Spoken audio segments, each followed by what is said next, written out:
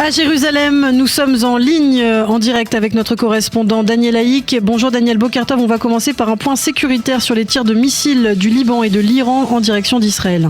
Oui, effectivement, Ilana, dans la nuit, il y a eu plusieurs alertes dans le Sharon et dans la plaine côtière israélienne. Un missile iranien a été tiré en direction d'Eilat. Également, il a été intercepté sans faire de blessés ni de dégâts. Vers minuit, des missiles iraniens ont été tirés en direction de Jérusalem et du sud du pays sans faire de blessés. Mais plus tôt dans la soirée, 11 personnes ont été blessées à Bnei Brak dans l'explosion de sous-munitions d'un missile à fragmentation. Et on a enregistré des blessés également à Safed, dans le nord du pays. D'importants dégâts ont été constatés. Et puis, il y a eu des tirs de roquettes et de drones du Liban vers le nord d'Israël. Et hier, malheureusement, une Israélienne a été tuée dans le nord du pays. Oui, cela s'est passé en début de soirée. Il s'agit de Nouriel Doubim, 27 ans, du Moshav de Margaliot, dans le nord d'Israël. Elle a été touchée de plein fouet par des débris de roquettes tirés à partir du sud Liban par le Hezbollah. Elle a été tuée sur le coup alors qu'elle sortait de son véhicule à la recherche d'un abri. Son compagnon, qui était à ses côtés et avec lequel elle devait se marier en septembre prochain, n'a été que légèrement touché. Nouriel était éducatrice et également combattante de Tsahal en Milouim dans la réserve militaire israélienne. Hier soir, le porte-parole de Tsahal affirmait que le nombre de missiles tirés par les Iraniens était en baisse sensible, une dizaine par jour, a-t-il dit, ce qui reflète leur détresse. Et on va parler maintenant des contacts entre l'Iran et les États-Unis sur la sortie de guerre. Oui, effectivement, selon la CNN, l'Iran aurait fait parvenir à l'administration américaine une requête de pouvoir négocier face au vice-président américain J.D. Vance et non face au tandem Witkoff-Kushner. Motif, les Iraniens affirment ne pas avoir confiance en Witkoff et Kushner. Ils considèrent que les deux hauts fonctionnaires les ont dupés avant le début de la guerre et leur ont fait croire que les négociations étaient efficaces alors que concrètement, les États-Unis préparaient la guerre avec Israël. Quant au président Trump, il a confirmé la tenue de discussions avec les Iraniens et a affirmé que ces derniers le suppliaient de parvenir à un accord. Le président Trump a même parlé d'un cadeau que les Iraniens lui ont fait. Ce n'est pas lié au nucléaire, mais au pétrole et au gaz et au détroit d'Ormuz, a déclaré le président. On ne sait pas exactement de quoi il s'agit. Ce matin, Donald Trump a également écrit que la menace des missiles iraniens à longue portée prouvait la justesse de ses mises en garde.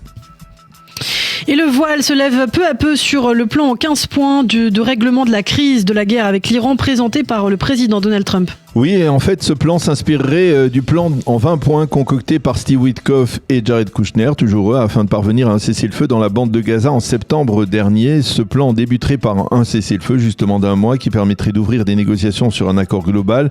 Quelles sont les principales exigences des Américains renfermées dans ce plan ? La première, c'est la destruction de tout le programme nucléaire iranien, le transfert de tous les stocks d'uranium enrichi à l'AIEA. De même, l'Iran devra limiter son programme de missiles balistiques, cesser son aide à ses proxys, cesser le financement des groupes armés et permettre la réouverture du détroit d'Ormuz. En contrepartie, les Américains accepteraient la levée de toutes les sanctions économiques imposées au régime iranien.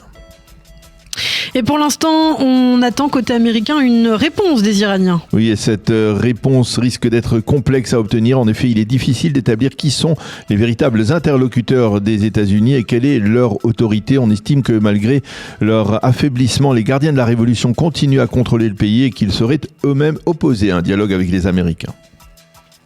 Le gouvernement libanais, lui, a déclaré persona non grata l'ambassadeur d'Iran à Beyrouth. Oui, il s'agit là d'une nouvelle étape dans le processus de libération, entre guillemets, du gouvernement libanais de l'emprise toxique du Hezbollah et de son mentor iranien. Les Libanais ont également rappelé leur ambassadeur à Téhéran et à Beyrouth. On accuse l'Iran d'avoir violé les codes de conduite selon lesquels les relations entre les deux pays reposaient. La décision de chasser l'ambassadeur d'Iran à Beyrouth est en effet intervenue après que des débris d'un missile iranien soient tombés sur la capitale libanaise. Apparemment, ce sont les Américains qui ont intercepté ce missile dans le ciel libanais. Et puis enfin, le président français Emmanuel Macron a écrit un tweet adressé au président israélien Yitzhak Herzog. Oui, dans ce tweet, le président français écrit « Je me suis entretenu aujourd'hui avec le président israélien Yitzhak Herzog. Je l'ai assuré de la pleine solidarité de la France avec le peuple israélien face aux attaques quotidiennes de l'Iran et du Hezbollah. Les attaques doivent cesser immédiatement. J'ai insisté auprès du président israélien sur la nécessité d'éviter une escalade de la violence au Liban. L'intégralité du territoire libanais doit être préservée. Je considère que le Hezbollah a commis une faute majeure en attaquant Israël au début de l'actuel conflit. J'ai dit au président Herzog qu'il fallait saisir l'actuelle opportunité pour entamer des négociations directes entre Israël et le Liban. » Fin de citation.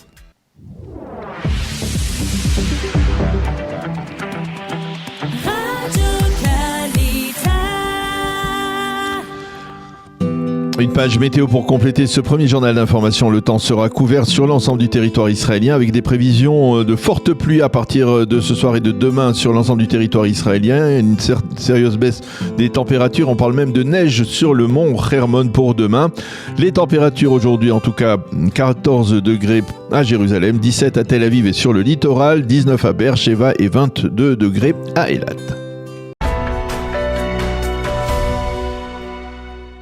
Nous avons le plaisir d'être en ligne avec Arman Ashkan-Shabazi. Arman, bonjour. Bonjour, merci pour votre invitation. Merci d'être disponible pour répondre à nos questions. Je rappelle à nos auditeurs que vous êtes journaliste franco-iranien du média d'opposition d'Or TV, Iran, et que vous êtes également un opposant iranien, bien entendu, membre du Front pour le rétablissement de l'état de droit. Alors avec vous, je voudrais avoir votre appréciation de ce qui se passe actuellement et de ces négociations entre Donald Trump et le régime iranien. On ne sait pas trop qui exactement au sein du régime iranien. Est-ce que vous êtes déçu par cette démarche du président américain ? Bonjour, merci pour votre invitation encore une fois. Non, en fait, la manière dont le corps des opposants iraniens dans la majorité analyse cette situation, c'est que il y a eu une guerre conventionnelle, une guerre qui a atteint la majorité de ses objectifs, mais la guerre se poursuit sous d'autres formes. On parle de guerre psychologique, on parle de guerre peut-être d'usure. Et cette négociation, en fait, elle fait partie du processus de la guerre que voulait mener Donald Trump contre ce régime, à savoir qu'ils avaient un certain nombre d'objectifs à atteindre. Et le plus important, c'était d'aller récupérer le stock d'uranium enrichi qui est aujourd'hui dans la nature en Iran. Et donc là, nous sommes dans une nouvelle phase en fait qui est en train de commencer, à savoir que c'est une phase qui nécessite de, entre guillemets, négocier avec un certain nombre de résidus de ce régime qui sont aujourd'hui en place, qui tiennent le pays, mais pour atteindre l'objectif que Trump s'était fixé et récupérer cet arsenal.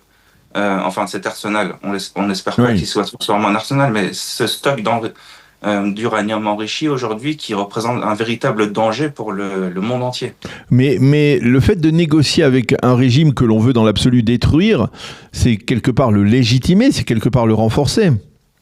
C'est-à-dire que le régime, aujourd'hui, en réalité, il est déjà détruit, dans le sens où il ne reste plus aucune institution. Tous les chefs et les figures historiques de ce régime aujourd'hui ont été éliminés. Et donc, forcément, il reste encore un certain nombre de partisans, un certain nombre de noyaux durs, on va dire, qui continuent à prendre des décisions, mais sans aucun commandement. Et la manière dont Trump est venu dans l'arène il y a quelques jours, en faisant un jeu de qui est avec les partisans du régime, en disant alors nous on est en train de négocier avec une personne, mais je vais pas donner le nom, je vais pas vous dire qui c'est, mais c'est une personne qui est dans le régime, c'est une personne bien. Enfin voilà, la manière dont Trump en fait a déclaré ces choses-là. Nous on a vu en fait au sein des journaux iraniens, notamment au sein des journaux tenus par les radicaux, une vraie ébullition pour essayer de comprendre et essayer de voir mais qui est le traître parmi nous. Uh-huh. Et donc à ce moment-là, une personne qui s'appelle Rasoï, qui fait partie, qui est président des plus radicaux du Parlement iranien, a demandé à Ghalibaf, donc le président du Parlement, parce qu'ils ont soupçonné tout de suite Ghalibaf, ils lui ont demandé de venir prendre position. Et Ghalibaf est venu pour... En fait, voilà, je ne vais pas vous faire toute l'histoire, mais c'est juste pour vous dire que c'est vraiment... une manière... On va dire Trump tente de semer la zizanie au sein de ce qui reste du pouvoir, et que vous considérez, vous, on va dire au niveau de l'opposition iranienne, qu'il s'agit plutôt d'une manœuvre de diversion que d'une véritable négociation. Mais ce qui est certain, c'est que le régime, durant cette période de 25 jours, a dépassé plusieurs lignes rouges qui font qu'aujourd'hui, plus aucun pays ne veut de ce régime. Jusqu'à hier, ce régime représentait une menace existentielle pour Israël. Aujourd'hui, la liste de ces pays qui se sont menacés, d'un point de vue existentiel, est élargie aux pays du Golfe. Oui. Aujourd'hui, les pays du Golfe ne veulent plus de ce régime. L'Iran, enfin la République islamique, a lancé un missile intercontinental qui a dépassé 4000 km. Donc les Européens aussi, normalement, ils sont censés ne plus vouloir de ce régime puisqu'ils se sentent menacés. Ils ont pris pour cible, ça c'est très important, une centrale nucléaire en Israël. À savoir que quand on dépasse cette ligne et qu'on prend pour cible une centrale nucléaire, ça revient à posséder la bombe atomique. Donc aujourd'hui, il ne fait plus aucun doute que il va y avoir dans les prochaines phases une stratégie qui va consister à vouloir renverser ce régime. Sauf que là, en attendant, avant de faire ça, je pense que l'administration américaine est en train d'essayer de retirer ce stock d'uranium enrichi pour ensuite passer à d'autres étapes. Vous êtes loin de penser que la guerre est terminée, donc, d'une certaine manière. Je suis même persuadé de ça. Si la guerre serait terminée, pourquoi en parallèle les Américains déploieraient des personnes... des soldats, oui. Voilà, des soldats. Aujourd'hui, on voit bien qu'ils commencent à créer des cellules armées en Iran, que ce soit au Kurdistan ou au Baloutchistan.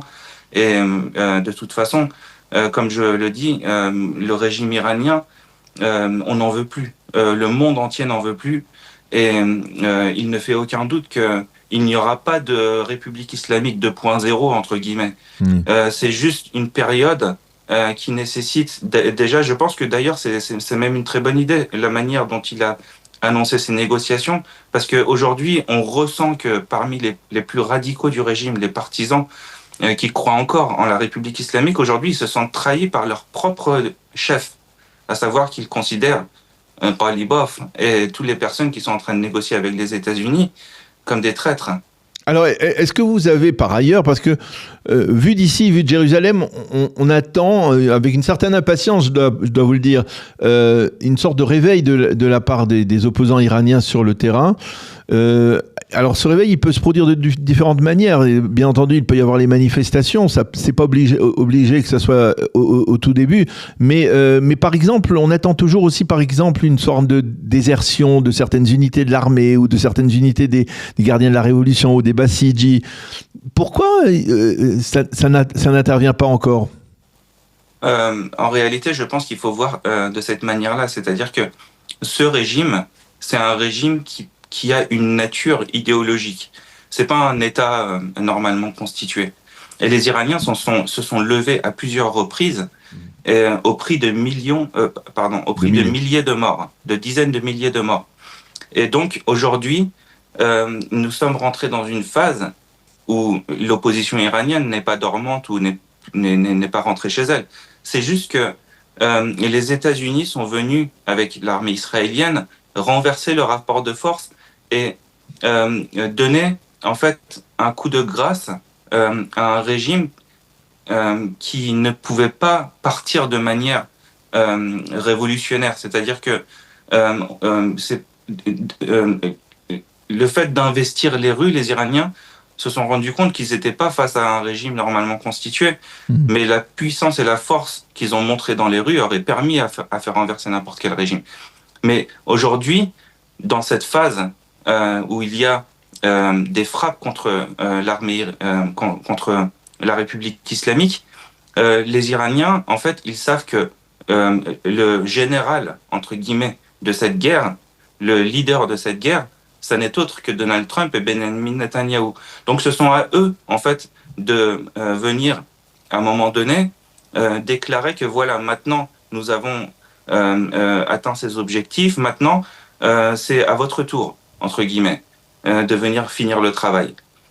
Tant que les Iraniens, en fait, n'ont pas reçu ce type d'annonce venant de la part des États-Unis ou d'Israël, ils attendent, en fait, que les objectifs soient atteints dans cette guerre pour ensuite venir réinvestir les rues et finir le travail, entre guillemets.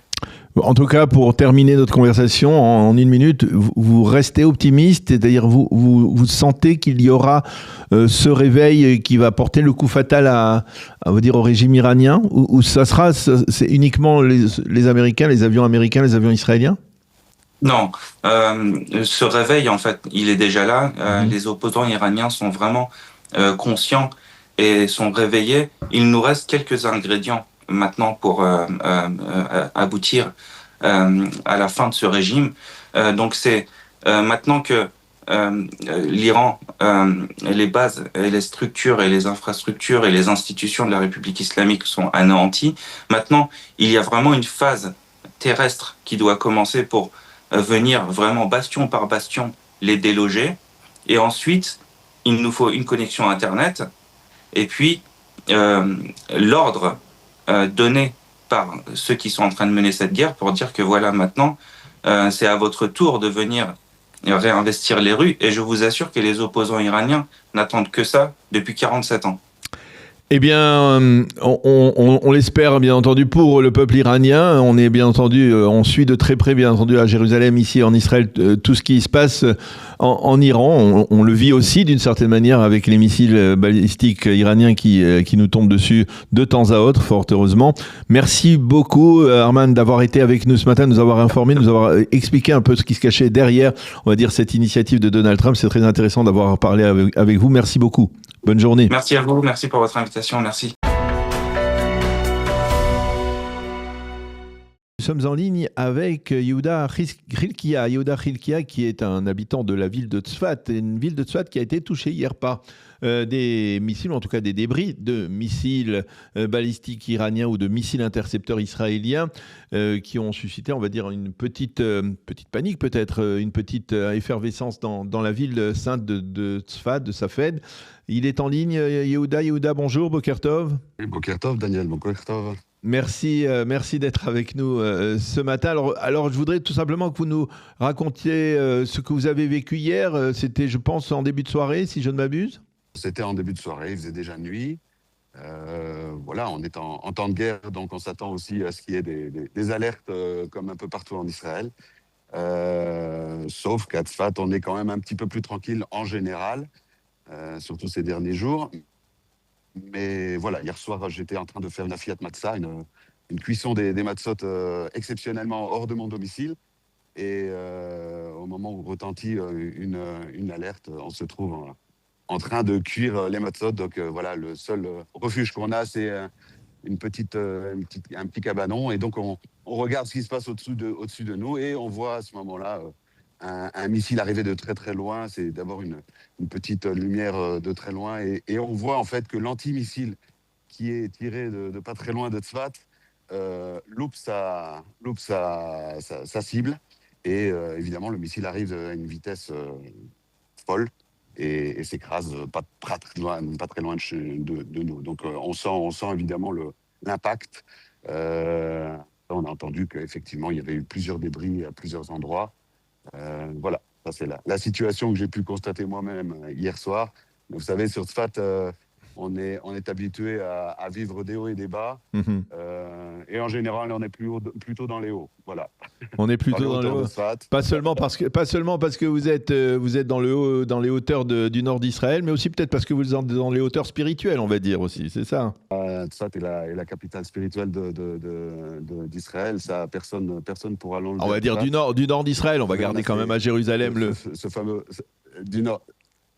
Ah, alors écoutez, si on peut se permettre le petit passouk, le petit verset qu'on dit tous les matins, qui bahar dona betzion, iwa le moshavlo. Vous savez, Akadosh Baruch Hu, il a choisi Tzion, iwa le moshavlo comme il a désiré comme sa demeure pour lui, désirer le Hari Akadosh qui réside ici à Tzfat. Le Hari Akadosh dit que Iwa en Hadbash, donc la symétrie des lettres de Iwa, c'est Tzfat. Donc il a désiré Tzfat. Alors on va vous concéder Tzfat, mais le Beth Amikdash qui soit bientôt reconstruit n'est pas encore reconstruit à Jérusalem. Oui, alors cette spiritualité à Tzfat. Alors, juste pour revenir à notre missile d'hier, vous avez les habitants étaient assez effrayés par ce qui s'est passé ou en fait la vie elle a repris son cours normal assez rapidement? Écoutez, alors Tzfat a beaucoup d'avantages et quelques inconvénients. L'inconvénient, c'est qu'elle repose énormément sur le tourisme, évidemment. Moi-même, je gère plusieurs maisons d'hôtes, l'équivalent d'à peu près une centaine de lits avec des plus ou moins grosses propriétés. pour accueillir du monde, avec un service à la française, bien sûr.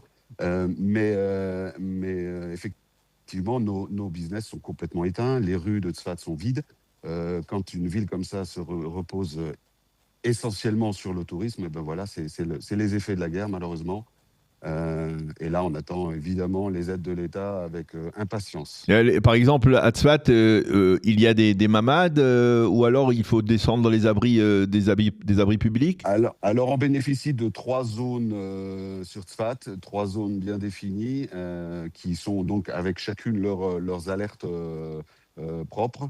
Ce qui fait que de temps en temps, on entend aussi les alertes dans les quartiers un petit peu éloignés. Mais effectivement, la vieille ville, en général, n'est pas pourvue de mamadim. Donc, on a quelques miklatim. Dans les zones plus récentes, évidemment, il y a des mamadim privés, des chambres fortes privées. Voilà, c'est un petit peu le jeu quand on se promène, quand on ose se promener dans les rues de Tzfat. Il faut connaître un petit peu les endroits où on peut s'arrêter si on souhaite être totalement protégé. Eh bien, une dernière question, peut-être parce qu'on n'a pas beaucoup l'habitude de parler avec des gens de Safed, de Tzfat. Il y a une communauté francophone importante à Tzfat? Alors, vous savez, on est plutôt bien intégrés. Moi-même, je suis un oiseau rare dans le domaine de l'ALIA. On a choisi de couper avec les Français pour s'intégrer le plus rapidement possible. Oui. Ça nous a amené aussi quelques années après à Tzfat. Et donc, on découvre qu'il y a des Français de longue souche, des fois, qui sont ici sur Tzfat. On se connaît. Mais vous savez, entre nous, même, c'est pas les premiers mots qu'on échange. On n'est pas à l'américaine, on va dire. Les Américains sont beaucoup plus grégaires. Nous, on se découvre. Voilà, on découvre la spiritualité, on découvre le monde francophone aussi au fur et à mesure des années. Tiens, toi, tu es français. Tiens, oui, je l'entends par ton accent, évidemment. Mais ça fait partie un petit peu de cet aspect de Tzfat qui réunit tant de communautés, qui fait vivre tant de genres de personnes, de genres de pratiques aussi ensemble. C'est la richesse de Tzfat. Eh bien, Yehuda, merci beaucoup d'avoir accepté de répondre à nos questions ce matin, au lendemain donc de ce tir, de cette chute d'un missile iranien, donc dans la ville de Tzfat. Il y a eu encore ce matin, vous voyez, on a été réveillé à 6h30, 7h, il y a eu encore des alertes. On peut pas vérifier, mais on entend et on nous dit qu'il y a eu une pénétration de drones dans le secteur. Donc voilà. Oui, c'est ça. C'est-à-dire qu'il faut souligner, il y a les menaces iraniennes et les menaces du Hezbollah au nord, n'est-ce pas? On est malheureusement encore sous les menaces du Hezbollah et de sa force encore qui, voilà. On n'a pas l'impression que c'est tout à fait terminé, oui, effectivement.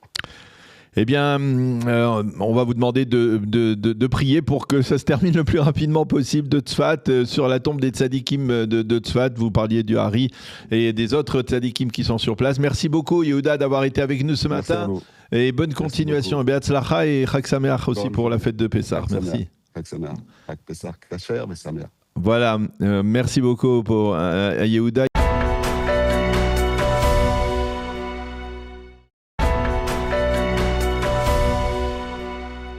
Et la manchette du Israël Hayom ce matin se rapporte aux pourparlers initiés par Donald Trump avec les Iraniens. En manchette, le journal cite le président américain qui a déclaré hier, entre autres, la guerre contre l'Iran est terminée, les Iraniens ont été totalement défaits, militairement ils sont morts, nous dialoguons avec les bonnes personnes à Téhéran, celles qui parlent avec bon sens et qui veulent faire un deal, affirme Donald Trump, alors que sur le terrain, la 82e division aéroportée de l'armée américaine a reçu l'ordre de se déployer au Moyen-Orient. Et pour illustrer ces développements, le Israël Hayom nous montre une photo d'une installation militaire iranienne à Ispahan, totalement détruite par probablement les armées de l'air américaines et israéliennes. Le Yediot Aharonot publie ce matin une manchette importante. Cette manchette cite un responsable israélien qui a déclaré hier « Israël continuera à combattre au sud Liban sans rapport avec l'Iran ». Et en sous-titre, le Yediot Aharonot précise « Selon les estimations probablement israéliennes, le président Trump n'a pas l'intention de renoncer dans les pourparlers avec les Iraniens aux lignes rouges qu'il s'est fixées depuis le début. Les Saoudiens, eux, font pression sur le président Trump pour qu'il continue le combat jusqu'à la chute du régime iranien. Quant au Liban, eh bien, il il a chassé hier l'ambassadeur d'Iran à Beyrouth et en surtitre, le Yediot Aharonot souligne que le régime des Mollahs continue à tirer ses missiles et que le Hezbollah continue à frapper le nord d'Israël. Une Israélienne a d'ailleurs été tuée hier dans le nord des suites de chutes de débris. Il y a eu plusieurs blessés à la suite d'impacts directs. Enfin, la photo de la une du Yediot Aharonot de ce matin est justement celle de l'impact d'un missile sur la ville de Necher dans le nord d'Israël. Itamar Eichner, dans le Yediot Aharonot, détaille les 15 points du plan de Donald Trump destiné à mettre fin à la confrontation avec l'Iran. Eichner énonce ces 15 points et cite des Israéliens qui estiment que les Iraniens n'accepteront pas ce plan qui va à l'encontre de leur stratégie. Il écrit qu'en Israël, on se prépare à tous les cas de figure de la part de Donald Trump, y compris ceux dans lesquels le président américain renoncerait à certaines des lignes rouges qu'il s'était fixées. Et c'est lui qui précise que quoi qu'il advienne, Israël n'a pas l'intention de cesser les combats face au Hezbollah au sud Liban. Enfin, Eichner souligne le retour sur le devant de la scène du Pakistan, et oui, le pays nucléaire islamiste qui devient le médiateur dans les actuels pourparlers entre Washington et Téhéran. Quant à Danny Zaken, dans le Israël Hayom, il tente d'expliquer les dernières démarches américaines. Il affirme que pour l'instant, Donald Trump n'a pas renoncé aux lignes rouges qu'il s'est fixées, donc ce sont les Iraniens qui sont apparemment prêts à faire d'importantes concessions, mais il souligne également qu'il y a des positions divergentes au sein de la direction iranienne et qu'il n'est pas certain que les Iraniens qui sont prêts à négocier avec les Américains le fassent avec l'assentiment des gardiens de la révolution. À Jérusalem, on considère que l'accord en train d'être concocté par Donald Trump est en fait un accord de reddition et qu'il est peu probable que les Iraniens l'acceptent. Et Danny Zaken souligne également que l'étroite coordination entre Israël et les États-Unis se poursuit, même s'il y a des divergences de vues. Elle ne concerne que la manière de traiter le dossier iranien, pas sur le fond. Fin de citation. Puis à noter, le Maariv en page d'ouverture mentionne également les exigences qataries qui laissent Donald Trump négocier, mais à une seule condition, la réouverture très rapide du détroit d'Ormuz, qui est pour le Qatar un poumon énergétique de la région. Qu'écrivent les éditorialistes dans le Yediot Aharonot de ce matin? Smadar Perry, la spécialiste du dossier du monde arabe, dans le journal explique que le renvoi de l'ambassadeur d'Iran à Beyrouth par les autorités libanaises place les pays arabes dans un dilemme cornélien. S'ils en font de même dans leur pays, eh bien, ils risquent de subir les conséquences de la part des Iraniens. Sinon, ils risquent de se retrouver face à un fardeau sécuritaire lourd à porter. Sever Ploutsker, lui, écrit ce matin qu'il n'y a pas de précédent historique d'un régime qui est tombé uniquement à la suite de bombardements aériens. Cela n'a pas marché comme cela avec l'Allemagne nazie, précise Sever Ploutsker, qui cite également des Israéliens qui affirment que l'arrêt des bombardements israéliens sur Téhéran pourrait bien plus favoriser un changement de régime que la poursuite de ces raids aériens. Tzachi Hanegbi, l'ancien conseiller à la sécurité nationale, vole lui au secours de Donald Trump. Il n'y a pas eu de volte-face de la part du président américain dans son ultimatum. C'est une tactique minutieusement établie qui est destinée à permettre à Donald Trump de parvenir finalement à ses objectifs. Que peut-on lire comme analyse également intéressante ce matin dans le Israël Hayom? Eh bien, il y a d'abord celle de Meir Ben Shabbat, l'ex-conseiller à la sécurité nationale de Binyamin Netanyahou. Celui-ci affirme que la course des Iraniens en direction de pourparlers et leur apparente acceptation d'un accord de reddition reflètent clairement leur défaite. Pourtant, écrit Meir Ben Shabbat, sans la destruction totale du programme nucléaire iranien, sans des limitations draconiennes dans le programme des missiles balistiques de Téhéran, le régime risque d'être capable de se relever. Enfin, il affirme que le fait que les pourparlers se déroulent alors que les combats se poursuivent peut faire baisser les exigences iraniennes, mais peut en même temps permettre au régime de se maintenir. Quant à Moshe Déby, il se penche sur les changements que la guerre va provoquer au Moyen-Orient. Il écrit que, par exemple, les Émirats arabes unis n'oublieront pas qui était à leur côté durant cette guerre et qui les a attaqués. Il estime qu'il faut qu'Israël comprenne la sensibilité de sa relation avec les Émirats plus aujourd'hui que jamais. Les quotidiens israéliens nous ramènent aux frappes iraniennes d'hier et à leurs répercussions sur la population israélienne. L'Israël Hayom consacre une double page à ces multiples impacts qui ont fait de très importants dégâts à Tel Aviv, à Necher en particulier. Il nous montre des photos qui permettent de mesurer l'ampleur de ces dégâts. Et l'on voit également le président Herzog qui s'est rendu hier soir à Tel Aviv, à l'endroit de la chute d'un missile ou d'un sous-missile au cœur donc de la métropole tel-avivienne. Et enfin, Dans un tout autre dossier, les sites d'information mentionnent en évidence ce matin les déclarations stupéfiantes du porte-parole de Binyamin Netanyahou. Il s'appelle Ziv Agmon et c'est le célèbre journaliste Amit Segal qui a diffusé hier sur la chaîne 12, lors du journal télévisé, des enregistrements de ses propos scandaleux. Ce sont des propos qui ont été tenus il y a de longs mois au cœur de la guerre contre le Hamas. Dans ces enregistrements, Ziv Agmon insulte les députés d'origine marocaine du Likoud et les compare à des babouins, des singes. Mais plus grave encore, il s'en prend à son patron direct Binyamin Netanyahou. Bibi est fini, affirme-t-il dans ses enregistrements. Il doit partir. La question est de savoir quel état il nous laissera. Dans l'entourage du Premier ministre, on affirme que Ziv Agmon va devoir démissionner et l'on est déjà en train de lui rechercher un successeur. C'est la fin de cette revue de la presse. 38 millions de shekels, c'est le prix de 25 jours de guerre depuis le 28 février. Et chaque jour qui passe ajoute encore entre 1,5 et 1,7 milliard de shekels à la facture. Dès le départ, il faut comprendre une chose, cette guerre ne coûte pas seulement cher à l'armée, elle coûte cher à tout le pays.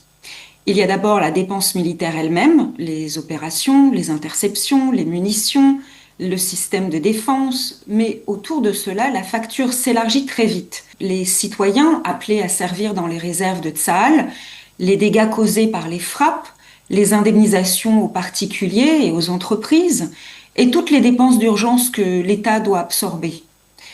Et pendant que l'État dépense davantage, la population, elle, ralentit son rythme de consommation.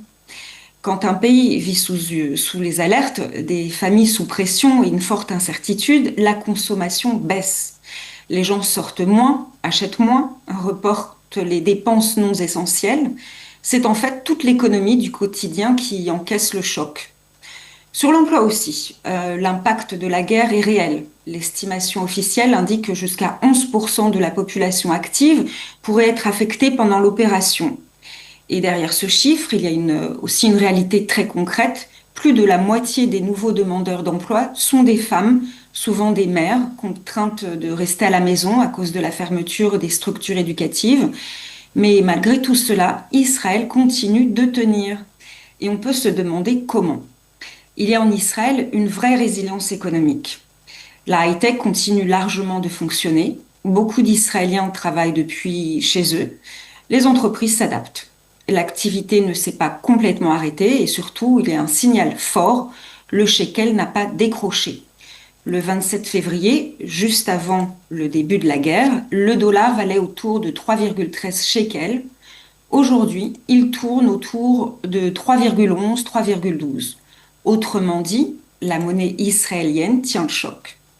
Le gouvernement, lui, aussi cherche des solutions. Bezalel Smotrich, le ministre des Finances, a annoncé un accord avec les banques israéliennes. Environ 3 milliards de shekels doivent entrer dans les caisses de l'État.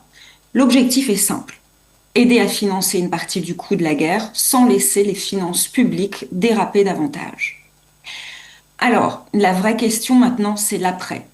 Parce qu'à un tel prix, cette guerre ne peut pas se terminer sans perspective. Ce que beaucoup espèrent en Israël, c'est qu'au bout de cette guerre immense, il y ait une ouverture diplomatique et économique dans le Moyen-Orient. Et espérons-le, un horizon de paix durable. Nous avons le plaisir d'accueillir le docteur Alex Greenberg. Alex, bonjour, Boker Tov. Bonjour Boker Tov, je ne suis pas docteur, mais... Bon, alors, mais c'est pas grave. Vous allez nous éclairer sur ce qui se passe. Vous êtes expert, en tout cas, vous êtes expert dans le domaine dans le dossier iranien, et on a bien besoin de votre éclairage pour mieux comprendre un peu ce qui se passe actuellement, et en particulier cette dernière démarche de Donald Trump qui, on va dire, a pris de court un peu tout le monde, même en Israël peut-être. Et je vous pose cette question de but en blanc. Est-ce que vous pensez que c'est une véritable initiative qui est censée aller jusqu'au bout, c'est-à-dire jusqu'à l'arrêt des hostilités, un cessez-le-feu, un accord, ou alors c'est une nouvelle manœuvre de diversion, un peu comme celle qui a précédé le début de la guerre le 28 février ? Et je dirais que, sans prétendre à aucune connaissance intime, je ne suis pas une mouche sur le muraille ou dans le verre de Trump ou dans la Maison-Blanche, mais je dirais que deux pistes sont possibles. C'est à la fois brouiller les pistes, pour les Iraniens surtout, mais aussi pour les ennemis que pour les amis, mais c'est aussi peut-être une tentative sincère du président américain compte tenu de la situation en Amérique. Je vais vous expliquer, c'est-à-dire le président américain est toujours président américain. Peu importe si c'est Trump, Biden ou n'importe qui d'autre. Et comme l'opinion publique américaine, grosso modo, n'est pas intéressée en guerre, et peut-être on va lancer une opération terrestre limitée. Voilà, vendredi, les Marines arrivent exactement à cette région. Il est nécessaire pour le président américain d'énoncer des messages pacifistes, entre guillemets, c'est-à-dire on ne veut pas la guerre, on essaie, on fait tout notre mieux pour trouver une piste pour parler avec les Iraniens. Mais voilà, les Iraniens le rejettent. Oui. Ça aussi peut-être. Et il faut aussi calmer les prix du pétrole. Le pétrole. Et surtout que les fluctuations des prix pétrolières peuvent être causées justement par une série de rumeurs, d'hystérie générale, comment dire. Tout est possible, mais en tout cas, somme toute, aucune négociation sérieuse n'est possible entre les Iraniens et les Américains parce que les exigences américaines, minimum, ne rencontrent pas les exigences minimales des Iraniens. Oui, mais alors Alex, on est conscient que la diplomatie à la mode de Donald Trump, c'est une diplomatie un peu particulière, mais tout de même, à force, c'est-à-dire on commence à connaître les petits trucs de Donald Trump, c'est-à-dire les petites manœuvres, les petites, toute cette tendance à dire on va faire croire qu'on va négocier et finalement on est en train de se préparer à une opération. C'est-à-dire au bout d'un moment, on comprend ce qu'il veut. Il se dévoile et puis au passage, il perd un peu de sa crédibilité, le président américain, parce que lorsqu'il lance un ultimatum aux Iraniens pour rouvrir le détroit d'Ormuz en 48 heures, et puis après il abandonne cet ultimatum ou il le met entre parenthèses, ça fait pas trop sérieux entre nous.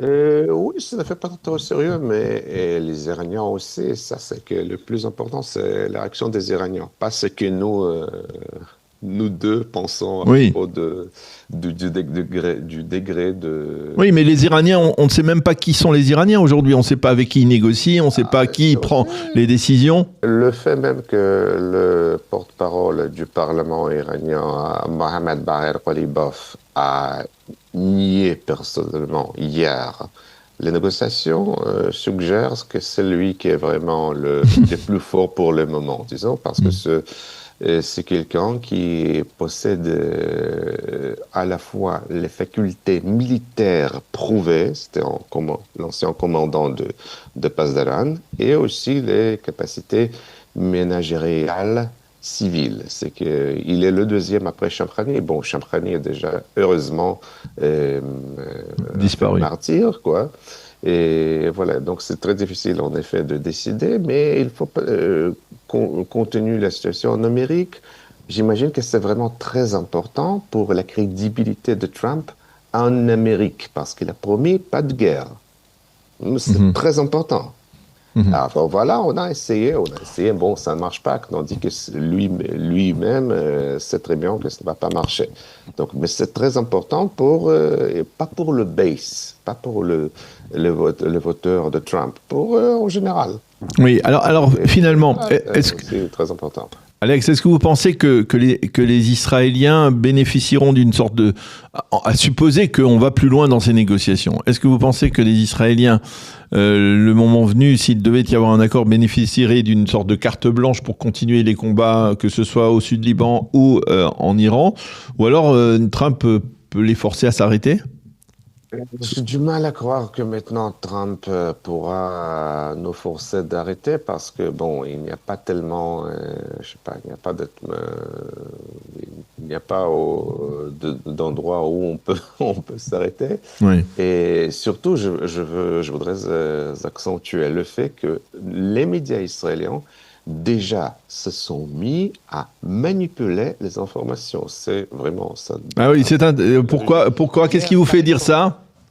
Parce que, par exemple, hier, Times of Israel, c'est en anglais, Oui. ils ont formulé à la une, comme si, voilà, Israël et l'Iran s'échangent, voilà, le coup de missile, tandis que Trump parle la paix. Mais ce n'est pas vrai. Il ne s'agit que d'en arrêt de frappes américaines sur les sites énergétiques. Hier, j'ai vu quelques frappes américaines en Iran. Les frappes américaines normales, entre guillemets, continuent. Elles continuent, hein, c'est-à-dire parce que c'était pas très clair. On a parlé de 5 jours d'arrêt, mais c'est pas très clair. Vous dites que les frappes américaines, elles se poursuivent, n'est-ce pas? Bien sûr, et en général, les Iraniens sont en état d'hystérie parce que, comme je dis, vendredi, les Marines arrivent. Donc, ils n'arrivent pas pour une vacance. se promener. Oui. Et les Iraniens sont hystériques. Pourquoi? Parce que c'est tout ce que nous voyons maintenant, cet agiotage des Iraniens, et pour ne pas dire l'hystérie, parce que c'est leur dernier ressort. Ils n'ont rien d'autre. Ils n'ont rien. Ils n'ont rien d'autre parce que les Marines arrivent. Pourquoi? À quoi ça sert une opération terrestre limitée? Peut-être, j'imagine que cela sert à attraper, contrôler les territoires adjacents au détroit de Hormuz pour empêcher l'accès, par exemple, des opérateurs de drones. C'est le seul moyen de prévenir ces attaques iraniennes. Sinon, voilà, il n'y a rien à faire parce que aussi, les Iraniens n'ont pas fermé les détroits de Hormuz, donc ils ne peuvent pas les ouvrir. Oui. Ce qu'ils ont fait, ils n'ont fait que menacer les navires commerciaux qui passent. Et voilà, l'OTAN a refusé d'envoyer des bateaux de guerre pour escorter et pour protéger. Pas pour, Dieu nous garde, aider les forts militaires des Juifs ou des Ricains. Même ça, ils ne sont pas prêts à faire. Alors, je voudrais avoir votre appréciation parce qu'on est dans la 4e semaine de guerre. Au début, Trump avait dit 4-5 semaines. Vous avez un pronostic à nous avancer pour une fin de conflit? Et est-ce que vous pouvez envisager la manière dont tout cela va se terminer? Je ne peux pas envisager la fin du conflit parce que ce n'est pas une guerre normale, entre guillemets, encore une fois. Et je suis certain que ce n'est pas intelligent d'indiquer quoi que ce soit à propos de la continuité de guerre, parce que si vous et moi pouvons comprendre quelque chose, les ennemis le peuvent aussi. Donc c'est exclu. Mais la guerre va continuer jusqu'au moment où les objectifs principaux de la guerre seront atteints. Mais quelle serait la fin de guerre? Serait, j'imagine, la perte des capacités du régime de fonctionner en tant que régime, parce que ce n'est pas une dictature normale, genre l'URSS de Staline ou la Russie moderne ou, je sais pas, en Espagne. Oui, c'est ça, parce que je lisais entre nous, Alex, je lisais ce matin dans la presse israélienne une comparaison justement entre la chute du mur de Berlin, la chute de l'Union soviétique et ce qui se passe. Quelle est la différence? C'est intéressant de savoir la différence. La comparaison. D'abord, ces comparaisons déjà sont débiles. Pourquoi j'insiste sur ces mots? Parce que c'est malin. Parce que ils se sont fixés déjà l'objectif. Voilà, ça n'est pas bon. Et on essaie de trouver des exemples qui correspondent avec le but.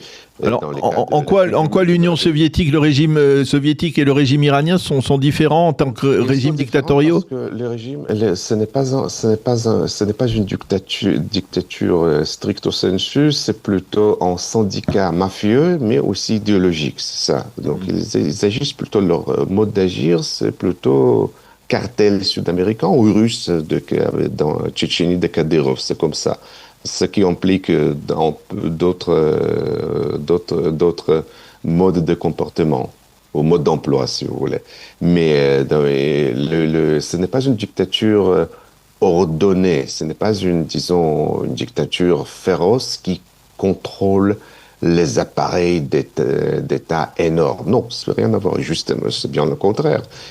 Il s'agit d'un système de liens mafieux, des liens financiers, militaires, énergétiques, bancaires, et évidemment tous les réseaux de Hezbollah en Amérique du Sud, en Afrique. Oui. Et leur spécialité est que ces liens mafieux contournent les organes d'État ou les institutions régaliennes. C'est ça la différence. Oui. Donc on ne peut pas les faire chuter, mais on peut couper les têtes de cette hydra, avec beaucoup de têtes, au moment où ça arrête de fonctionner en tant qu'hydra. Ça va rester, oui, ils vont continuer à hurler, mais on peut le dégrader.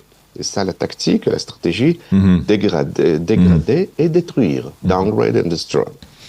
Donc on le comprend bien, on n'est pas encore à la veille de la chute de ce régime, en tout cas. Oui, on n'est pas à la veille de la chute, mais cela veut dire que ce sera impossible. Juste, ça va se produire d'une autre manière. D'une autre manière, c'est-à-dire avec le peuple iranien. Et avec le peuple iranien, mais ça aussi, je peux comprendre, c'est lorsque je vois qu'il y a beaucoup de préparations secrètes. Parce qu'organiser résistance et organiser un réseau terroriste, c'est à peu près la même chose, techniquement parlant. Oui. Eh bien, on a bien compris. Merci beaucoup, Alex Greenberg, d'avoir été notre invité ce matin, de nous avoir aidé à mieux comprendre ce qui se passe actuellement. Je rappelle que vous êtes chercheur au Jérusalem Institute d'études stratégiques. Merci beaucoup d'avoir été avec nous. Bonne journée et à bientôt. Bonne journée.